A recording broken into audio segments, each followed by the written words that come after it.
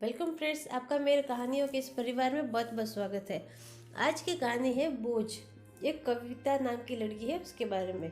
कविता अपने माता पिता की बहुत लाडली थी। 3 बड़े भाइयों की वह एक बहन थी। कोई भी चीज़ मांगने पर उसी वक्त उसके सामने हाजिर हो जाती थी। पूरे घर में उसका रौब था। पूरे परिवार और नौकरों पर राजकुमारी की तरह वह हुक्म चलाती थी।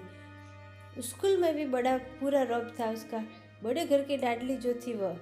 ऐसे ही उसने कॉलेज में दाखिला लिया।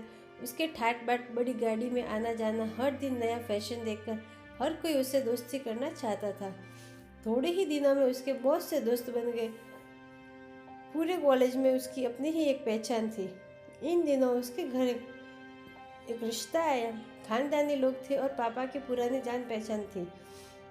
कविता के साथ कोई जबरदस्ती नहीं थी, फिर भी कविता ने हाँ कर दी, क्योंकि वह अपने परिवार से बहुत प्यार करती थी। वह जानती थी कि वह लोग उसका अच्छा ही सोचेंगे। लड़के का नाम राज था। राज काफ़ी पढ़ा लिखा और समझदार लड़का था। ससुराल वाले भी बहुत अच्छे थे। ससुराल में कविता की जगह वैसी ही थी जैसे कि मायके में। कोई भी कार्य कविता की सलाह के बिना नहीं होता था। सबकी लाडली बहू कविता सबकी लाडली बहू बन गई थी। फिर उसके घर एक बेटे का जन्म हुआ। राहुल कविता को जान से भी प्यारा था। पोता पाकर ससुराल वाले तो फूले नहीं समाते थे। कविता कभी कभी सोचती कि उसकी किस्मत कितनी अच्छी है। उसका हर सपना अपना उसे कितना प्यार करता है। चाहे जीवन में कैसा भी समय आए, मेरे अपने हमेशा मेरे साथ हैं। मैं कभी अकेली नहीं हो सकती। कितनी खुशकिस्मत हूँ मैं। पर शायद कविता की खुशियों को उसकी अपनी ही नज़र लग गई थी। एक दिन वह मायके जाने की जिद कर बैठी। राज को बहुत काम था, लेकिन वह फिर भी उसे ले गया। रास्ते में उनकी गाड़ी अन्य गाड़ी से टकरा गई। कविता, राज और राहुल बहुत बुरी तरह से जख्मी हो गए। काफी दिनों के इलाज के बाद राज और राहुल तो ठीक हो गए, लेकिन कविता पूरी तरह से ठीक ना हो सकी।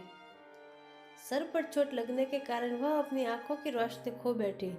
अब कविता की किस्मत जैसे उल्टे पांव चलने लगी। मायके वाले कुछ दिनों तक उसे मिलने आते रहे, फिर भी कभी कभार फोन ही करके पूछ लेते कि अब कैसी हो। धीरे धीरे ये सिलसिला भी कम हो गया। ससुराल वालों की सहानुभूति भी कम होने लगी। घर में किसी को पास बैठने के लिए कहती तो जवाब मिलता, बहुत काम है, अब तुम भी हाथ नहीं बटा सकती। राज भी चिड़चिड़ा हो गया था। बस राहुल ही था उसके साथ, जिसके साथ हंसते खेलते उसका वक्त गुजरता। एक दिन कविता के हाथ से कुछ सामान गिर गया, जिसकी वजह से राहुल को हल्की सी चोट लग गई। कविता के सास ससुर ने राहुल को उससे अलग कर दिया कि कहीं उसके ना देखने की वजह से बच्चे का कोई नुकसान ना हो जाए। कविता अंदर से टूट चुकी थी। एक दिन उसने सबके सामने मायके जाने की इच्छा रखी तो राज उसे तुरंत मायके छोड़ के आ गया, जैसे कि वह भी यही चाहता था। लेकिन राहुल को उसके साथ नहीं भेजा गया। कविता कभी राहुल से दूर नहीं रही थी, पर अपनी कमी के कारण उसने ज्यादा बहस नहीं की।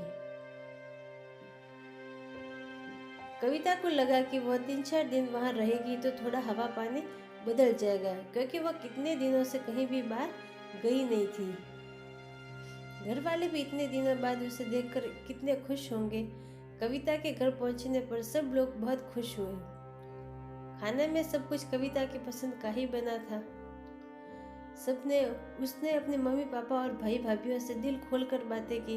उनके छोटे छोटे बच्चे भी बुआ के साथ घुल मिल गए थे। रात को सोने के वक्त जब वह कपड़े बदलने लगी तो उसे पता चला कि उसका बैग तो बहुत भरा हुआ था। वह समझ गई। वह बहुत उदास हो गई। कुछ दिनों तक तो सब ठीक रहा, फिर जैसे सब बदलने लगा। सबका व्यवहार बदल रहा था। वह लोग जैसे थक चुके थे उससे। सब लोग घुमा फिरा कर पूछने लगे कि राज कब आ रहा है उसे ले जाने के लिए। वह बहाना बना देती, जबकि वह जानती थी कि उस घर में अब उसके लिए कोई जगह नहीं है।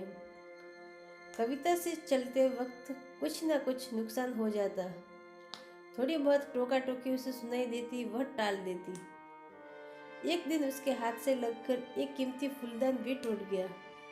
छोटी भाभी ने बहुत हंगामा मचाया। कविता के माता पिता रोज रोज के झमेलों से तंग आ गए थे। उन्होंने राज को खुद से फोन कर दिया। राज कविता को अपने घर ले गया। कविता को अपने परिवार वालों से ये उम्मीद ना थी कि जिस कविता के कहे बिना घर में एक पत्ता भी नहीं हिलता था, उस घर के लिए अब वह बोझ बन चुकी थी। राज के साथ ससुराल आते वक्त वह बहुत खुश थी, क्योंकि वह अपने घर और अपने बेटे राहुल के पास जा रही थी। परंतु यह खुशी भी कुछ पल की ही थी। सारा बंदोबस्त पहले ही किया हुआ था। कविता को सीधे ऊपर वाले कमरे में पहुंचा दिया गया। राहुल से दूर रहने की सख्त चेतावनी दी गई। एक काम वाली लता को उसकी जिम्मेदारी सौंपी गई, जो उसके खाने पहनने और जैसी जरूरतों का ध्यान रखती थी। कविता ज़्यादातर चुप ही रहती, कभी कभी काम वाली लता से थोड़ी बतिया लेती। उसके जरिए राहुल का पता चल जाता।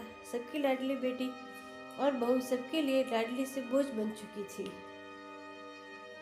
इस कहानी से हमें शिक्षा मिलती है कि किसी का भी कोई भी टाइम आ सकता है। इससे हमें किसी को इग्नोर नहीं करना चाहिए, बल्कि उसकी हेल्प करनी चाहिए, उसको सहानुभूति देनी चाहिए। अगर कविता की जगह राज की रोशनी जाती तो वह उसकी पूरी सेवा करती।